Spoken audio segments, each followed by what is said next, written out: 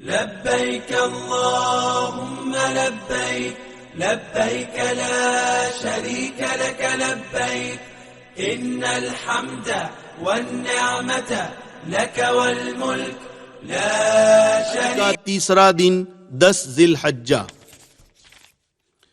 جب مزدلفہ میں سورج نکلنے کا وقت قریب ہو جائے تو وہاں سے مینا کی طرف روانہ ہو جائیں. آج 10 ذی الحجہ یعنی قربانی کا دن ہے، عید کا دن ہے. حج کی مشغولی کی وجہ سے عید کی نماز اللہ نے حاجیوں سے معاف کر دی ہے. آج آپ کو 4 کام کرنے ہیں اور بہت آسان ہیں. نمبر 1 جمرات کی رمی یعنی شیطانوں کو کنکریاں مارنا. نمبر 2 قربانی. نمبر 3 حلق یا قصر یعنی بال منڈوانا یا بال کٹوانا. نمبر 4 طواف زیارت. 10 ذی الحجہ کا پہلا کام، سب سے پہلے آج آپ کو رمی کرنی ہے، پھر قربانی کرنی ہے، پھر حلق کرنا ہے. ان 3 میں ترتیب واجب ہے.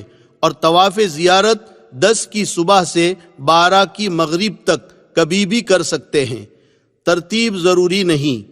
تو آج مینا میں سب سے پہلے جمرہ عقبہ یعنی بڑے شیطان کو 7 کنکریاں مارنا ہے. مینا میں 3 جگہوں پر لمبے ستون بنے ہوئے ہیں، ان کو جمرات کہتے ہیں. اب اس کی 5 منزلہ عالیشان عمارت بنی ہوئی ہے اور ہر طرف سے آنے والوں کے لیے الگ الگ منزلیں طے کر دیے ہیں. داخل ہونے کا راستہ بھی الگ ہے اور نکلنے کا راستہ بھی الگ ہے. پہلا جمرہ مسجد خیف کے قریب ہے جس کو جمرہ اولا کہتے ہیں. دوسرا اس سے آگے ہے، اس کو جمرہ وسطیٰ یعنی درمیانی جمرہ کہتے ہیں. تیسرا بالکل مینا کے اخیر میں ہے جس کو جمرہ عقبہ یعنی آخری جمرہ کہتے ہیں. آج صرف جمرہ عقبہ یعنی بڑے شیطان کو 7 کنکریاں مارنا ہے. اس کا وقت صبح صادق سے آئندہ کل کی صبح صادق تک ہے، لہٰذا اس میں جلد بازی بالکل نہ کریں. جس وقت سہولت اور آسانی ہو اس وقت ماریں، رات میں بھی مار سکتے ہیں. اور ابھی تک جو آپ لبیک پڑھ رہے تھے، بڑے شیطان پر پہلی کنکری کے ساتھ لبیک کا سلسلہ بند کر دیں. تو 10 تاریخ کا پہلا کام بڑے شیطان کو 7 کنکریاں مارنا ہے. کنکری شہادت کی انگلی اور انگوٹھے سے پکڑیں اور ہر کنکری کے ساتھ یہ دعا پڑھتے جائیں، بسم اللہ اللہ اکبر رغمن للشیطان ورزن للرحمن. میں کنکری مارتا ہوں شیطان کو ذلیل کرنے اور رحمان کو راضی کرنے کے لیے. اگر پوری دعا یاد نہ ہو تو صرف بسم اللہ اللہ اکبر کہہ کر اپنی زبان میں کہیں، شیطان کو ذلیل کرنے اور رحمان کو راضی کرنے کے لیے میں کنکری مارتا ہوں. یہ بات ذہن میں رکھیں کہ کنکریاں ستون ہی کو لگنا ضروری نہیں، بلکہ ستون کے اطراف میں بنے ہوئے دائرے میں بھی گر جائے گی تو واجب ادا ہو جائے گا. یہ بات بھی اچھی طرح سمجھ لیں کہ ہر کنکری کو الگ الگ مارنا ہے. اگر کسی نے غلطی سے یا غصے سے 7 کنکریاں ایک ساتھ مار دی تو یہ ایک ہی کنکری مانی جائے گی، لہٰذا ایک ایک کنکری الگ الگ ماریں. کنکری مارنے کے لیے جب اپنے خیمے سے چلے تو کچھ کنکریاں زیادہ لے کر چلیں تاکہ کوئی کنکری آپ کے ہاتھ سے گر جائے تو کم نہ پڑے، کیونکہ وہاں سے کنکری اٹھانا سخت منع ہے. یہ بات بھی اچھی طرح سمجھ لیں کہ کنکریاں کیوں ماری جاتی ہے. سیدنا ابراہیم علیہ السلام جب اپنے بیٹے حضرت اسماعیل علیہ السلام کو اللہ کے حکم سے ذبح کرنے کے لیے لے کر چلے تو سب سے پہلے شیطان پہلے جمرے کے پاس ملا اور ذبح کرنے سے روکنا چاہا. حضرت ابراہیم علیہ السلام نے 7 کنکریاں ماری تو وہ زمین میں دھس گیا. آگے بڑھ کر دوسرے جمرے کے پاس نظر آیا اور ذبح کے ارادے سے روکنا چاہا. یہاں بھی حضرت ابراہیم علیہ السلام نے 7 کنکریاں ماری، وہ زمین میں دھس گیا. پھر چھوٹے جمرے کی جگہ نظر آیا، یہاں بھی حضرت ابراہیم علیہ السلام نے 7 کنکریاں ماری، وہ زمین میں دھس گیا. اللہ تعالیٰ کو اپنے بندے حضرت ابراہیم علیہ السلام کا اخلاص اور عاشقانہ عمل پسند آ گیا تو قیامت تک حاجیوں کو حکم دے دیا کہ تم بھی ان جگہوں پر میرے بندے ابراہیم کی نقل اتارو. دوسرے کی طرف سے کنکریاں مارنا کب جائز ہے؟ یہاں ایک مسئلہ سمجھ لیں. بہت سارے لوگ کسی دوسرے کو اپنا وکیل بنا دیتے ہیں. یہ وکیل بنانا کب جائز ہے؟ یاد رکھیں، کوئی آدمی ایسا بیمار، کمزور، بوڑھا یا اپاہج ہے جو چل نہیں سکتا ہے تو اس کی طرف سے دوسرے کو کنکری مارنے کے لیے نائب بنانا جائز ہے، یعنی اس کی کنکری دوسرا مار سکتا ہے، وہ دوسرا آدمی پہلے اپنی کنکری مارے پھر اس کی کنکری مارے۔ لیکن اگر کوئی مرد یا عورت تندرست ہے، صرف تھکان کی وجہ سے یا بھیڑ سے گھبرا کر دوسرے کو نائب بنا دے تو یہ ہرگز جائز نہیں ہے، بلکہ اسے اپنی کنکری خود اپنے ہاتھ سے مارنی پڑے گی۔ دوسرے کو اگر نائب بنا دیا تو یاد رکھیں یہ رمی نہ ہوگی اور دم واجب ہوگا۔ 10 ذی الحجہ کا دوسرا کام۔ 10 تاریخ کو جب آپ نے بڑے شیطان کو کنکریاں مار دی تو آج کا دوسرا کام قربانی کرنا ہے۔ آپ کا حج تمتع ہے تو آپ پر قربانی واجب ہے، اسی طرح قران کرنے والوں پر بھی واجب ہے، البتہ افراد کرنے والوں پر واجب نہیں، مستحب ہے۔ کر لیں تو اچھا ہے، نہ کرے تو کوئی حرج نہیں۔ یہ قربانی شکرانے کی ہے، اس کے علاوہ صاحب نصاب پر جو سالانہ قربانی ہے وہ تو باقی ہے، جو ہر صاحب نصاب پر واجب ہے، وہ بھی کرنا ہے۔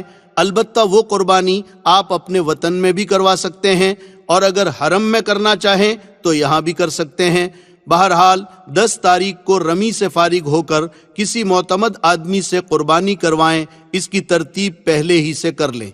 قربانی میں وہاں بہت گڑبڑ ہوتی ہے، لہٰذا اطمینان والے آدمی کو قربانی دے اور اس کا نمبر لے لیں، پھر رمی کر کے اس کو فون کر دیں تاکہ وہ قربانی کر لے، پھر اس کے بعد آپ حلق کریں۔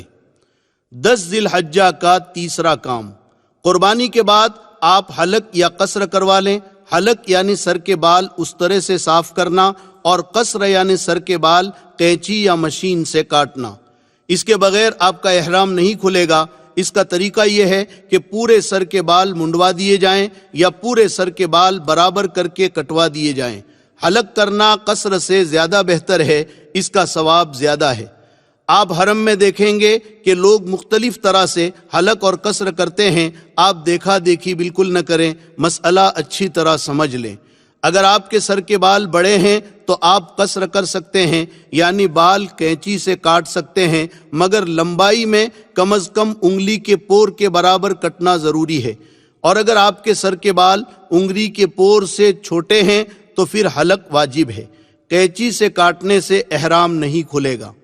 عورتیں اسی طرح سے بال کاٹیں جس طرح عمرے میں سعی کے بعد بال کاٹے تھے، یعنی بالوں کے نیچے کے حصے سے ایک پور کے برابر بال کاٹیں۔ بہرحال 10 ذی الحجہ کو جب آپ نے شیطان کو کنکری بھی مار لی، قربانی بھی کر لی اور سر بھی منڈوا لیا تو اب آپ کا احرام ختم ہو گیا۔ اب آپ سلے ہوئے کپڑے پہن سکتے ہیں اور وہ سب چیزیں حلال ہو گئی جو احرام کی وجہ سے حرام تھی، مگر ایک پابندی ابھی بھی باقی ہے کہ بیوی ابھی حلال نہیں ہوئی۔ جب طواف زیارت کر لیں گے تو بیوی بھی حلال ہو جائے گی۔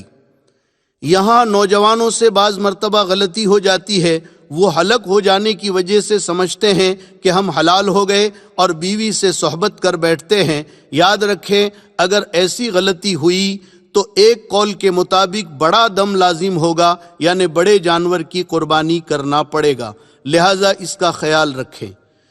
10 ذی الحجہ کا چوتھا کام۔ 10 ذی الحجہ کا چوتھا کام طواف زیارت ہے، یہ حج کا فرض ہے۔ طواف زیارت 10، 11، 12 ان 3 دنوں میں کبھی بھی کر سکتے ہیں۔ رمی، قربانی اور حلق ان تینوں سے پہلے بھی، درمیان میں بھی اور بعد میں بھی کر سکتے ہیں۔ البتہ افضل یہ ہے کہ طواف زیارت رمی، قربانی اور حلق کے بعد کیا جائے۔ یہ طواف بھی ویسا ہی ہے جیسے عمرے کا طواف آپ نے کیا تھا کہ حجر اسود کے استلام یعنی بوسے سے طواف شروع ہوگا، 7 چکر ہوں گے۔ البتہ یہ طواف چونکہ عام طور پر اپنے کپڑوں میں ہوتا ہے، اس لیے کہ حاجی قربانی کر کے حلق کروا لیتا ہے اور احرام اتار دیتا ہے، تو اس میں استباح نہ ہوگا، مگر یاد رکھیں رمل اس میں بھی ہوگا۔ لیکن اگر قربانی کر کے آپ نے حلق نہیں کیا اور احرام میں ہی آ کر طواف زیارت کر رہے ہیں یا رمی اور قربانی سے پہلے طواف زیارت کر رہے ہیں تو 7 چکروں میں استباح ہوگا، یعنی داہنے بغل سے احرام کی چادر نکال کر بائیں کندھے پر ڈالیں گے، جیسے شروع میں عمرے کے وقت آپ نے کیا تھا۔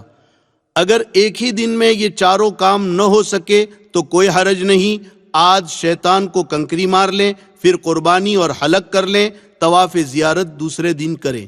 اگر اتنا بھی آپ کو مشکل لگ رہا ہے تو صرف بڑے شیطان کو آج کنکریاں مار لیں، دوسرے دن قربانی اور طواف زیارت کر لیں۔ یاد رہیں کہ جب تک حلق نہ کر لیں احرام نہیں اترے گا۔ طواف زیارت کے بعد سعی۔ طواف زیارت کے بعد ہر حاجی کو سعی کرنی ہوتی ہے۔ یہ سعی طواف زیارت کے بعد ذی الحجہ کے مہینے میں اخیر تک کبھی بھی کر سکتے ہیں۔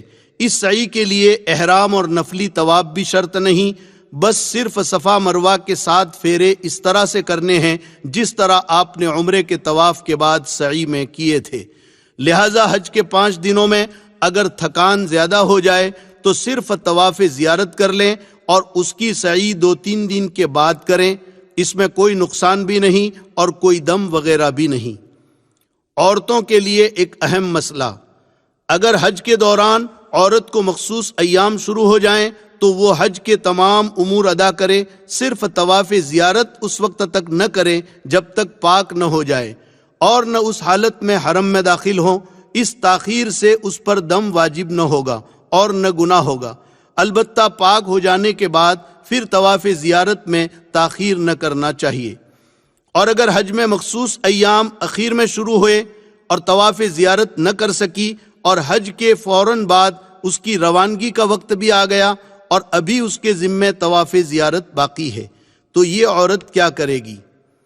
تو اس میں آپ اچھی طرح مسئلہ سمجھ لیں کہ حج کے بعد عورت کا قافلہ روانہ ہو رہا ہے اور اس کے لیے رکنے کی کوئی شکل نہیں ہے، تو اس عورت کے لیے مسئلہ یہ ہے کہ اسی ناپاکی کی حالت میں کپڑا اچھی طرح لپیٹ کر استغفار کرتے ہوئے طواف زیارت کر لیں اور اس کے بعد حرم میں بڑے جانور کی قربانی کرا دیں۔